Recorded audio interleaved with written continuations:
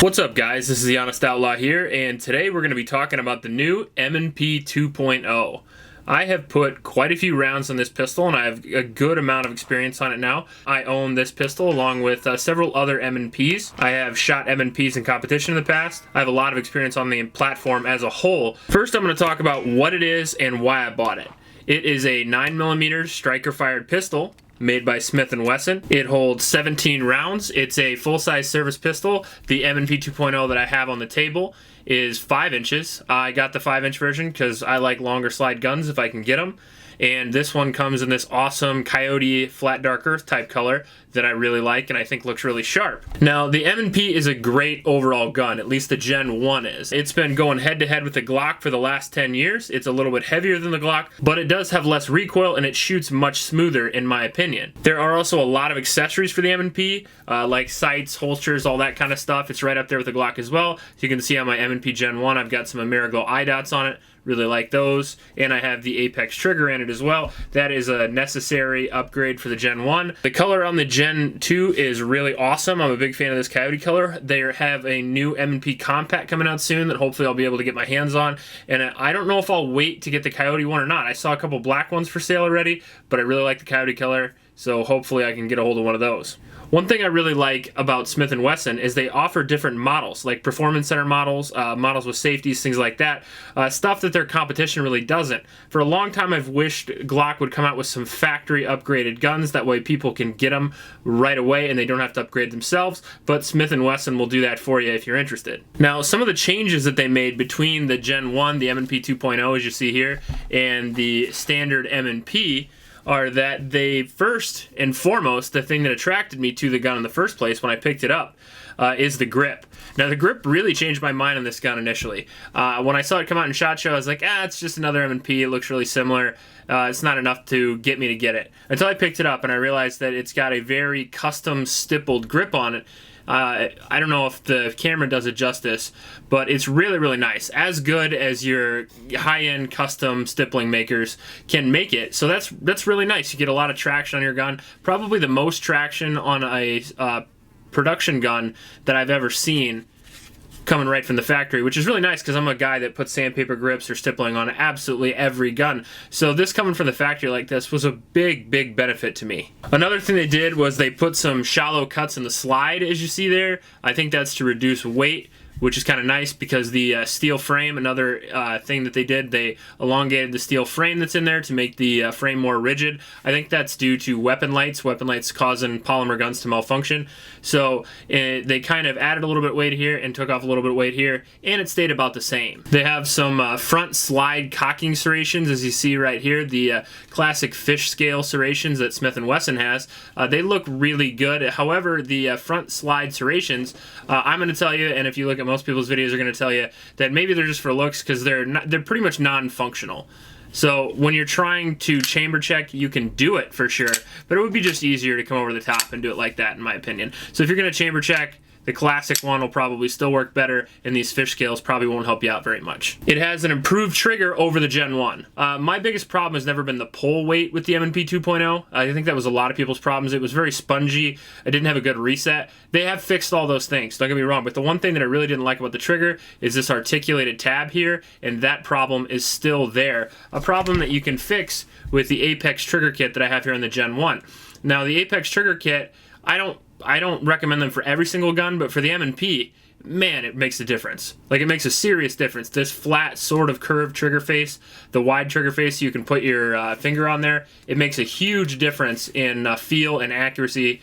And I think even still right now, the Gen 1 Apex trigger is better than the Gen 2 articulated trigger, but only because of my personal bias against this trigger. I just really don't like it. The pull weight, though, on the M&P 2.0 and the reset is much better and much more crisp than the original. Another thing they added that I think is kind of nice is they widened the feed ramp. That'll be really hard to see without me breaking down the gun, but you're just going to have to take my word for it. They widened it out, I think, and I think they made it just a little more ergonomic for the bullet to go in to help with feeding. They also put a detent right here on the slide stop. Smith and Wesson is still going with that whole story. This is a slide stop, not a slide release, even though they do have it ambidextrous. I don't know what the purpose an ambidextrous slide stop would be, so obviously it's meant to be released in one fashion or another. It's even serrated there, as you see that, so even if it is an afterthought, it is sort of designed to release the slide, and I think it does a better job than the Gen 1, to be honest. I think even though they added this detent to keep the natural position of it up, I think it does a better job. I mean, honestly, take the magazine out real quick. It does fine. I had no problems at all releasing the slide release. Now, I know you're supposed to use the over-the-top grip with striker-fired guns. That's kind of a whole Glock thing. But if you want to use the slide release and be a little bit faster, maybe a little bit less tactical, but definitely faster. It's faster to use this. It's even faster to use the Larry Vickers version where you come up and use your left hand. I'm kind of partial to that in a lot of guns as well. Now we'll get to reliability, and this is going to be where I'm probably going to get some mean comments. I did have some reliability problems with the M&P 2.0. I didn't have almost a single issue in my entire life with my M&P 1.0, so that was a little shocking to me. It doesn't have problems with premium ammo. I'd have to say that. All the self-defense ammo worked perfectly in this gun with no problems whatsoever. You have your Wolf. I have this new polymer ammo that I really, really like, partially because it's good for the environment. The other part is because it's frangible, so you can shoot steel really close. This is pretty awesome ammo. The Blazer Brass, Winchester White Box, 124 grain. And my Freedom Munitions was the least functional in this pistol because it's probably the least powered of all these cartridges. Now, the Blazer and the Winchester worked better for sure. I probably shot 150, 200 rounds out of Winchester, and I think I had one malfunction. Same goes for the Blazer Brass, about the same percentage. Now, some of you ammo snobs out there are going to be saying, well, you should use premium ammo anyway. I get that, but some people will use these types of ammunition, like myself, for example, so I have to do the review for them as well. It'll be a good data point for them to know if they get their M&P, it may not like these cheaper ammos here. Also, if you find something in common with the people that shoot a lot, they have a tendency to shoot cheaper ammo. If you shoot a ton, you usually don't splurge for high quality ammo all the time. I have literally, I think I have 5,000 rounds of this Freedom Munitions stuff. Why? Because it's cheap, it's low recoil, and it's good for matches. So am I excited that the M&P 2.0 doesn't work with it? No, I'm not. I actually called Smith and Wesson to ask them if there was something wrong with maybe the new batches, or because my M&P Gen 1 has never had a problem with any of these ammunitions on the table. They just said that it's not made for that type of ammo. I get that. It's not a cop-out. And for me personally, I give that kind of a knock because I like to shoot cheap ammo. On the upside of that, if you use higher pressured ammunition, you're not going to notice that much because the M&P 2.0 recoils very, very little in comparison to a lot of its competition. If you put this up against a Walther PPQ, the Walther PPQ long slide, which I've shot these back to back. I'll probably do a versus review shortly. This has less recoil by far, even over the Glock as well. The M&P's always been a very soft shooting, smooth shooting pistol. Accuracy was very good. Part of that was due to the, like I said, the trigger is better than it was originally on the Gen 1. I would still probably prefer an Apex, but the sights on the M&P 2.0 are also pretty good. They go with the classic combat style 3-dot sight. They're a little bit tighter than some others, like the Walther PPQ, for example, and I think that aids in accuracy. I'm a big proponent of tight sights. If you're going to be shooting close and fast, you're probably going to be shooting over your sights or point shooting anyway. And when you want to use your sights, I'd like to have them tight so I can take those accurate shots at distance if I need to. And with this 5-inch sight radius, those shots are fairly easy. I love the grip. I like the sights. The trigger's okay. The safety, it's nice that they offer models with safety. I'm not a huge fan of a safety, but I could take it or leave it, especially for a range gun like this is, or maybe a home defense gun. As long as it's not a carry gun, a safety doesn't really bother me. And even for a range gun, you can ride that safety a little bit with your thumb and control that recoil, so that's kind of nice. I heard on Nothing Fancy's review that he said he was actuating the safety by accident. I never saw that, honestly. I never had any problems with that at all. Would I take it off? Yeah, I probably would. As you can see here, I had one on this pistol and I took it off, and I never got the little thing, the little plug there, because I just didn't care enough. As you can see, this gun is almost completely ambidextrous, which is really nice. You can switch over the magazine release, and the slide stop is on both sides, which is really cool. And so is the safety. If you're a guy that is left-handed and likes a safety, Smith and Wesson makes a pistol for you. I think that's a nice that they give you an option. It takes all the same accessories that the old one did. I have a Gen 1 magazine out here, and as you can see, it works just fine.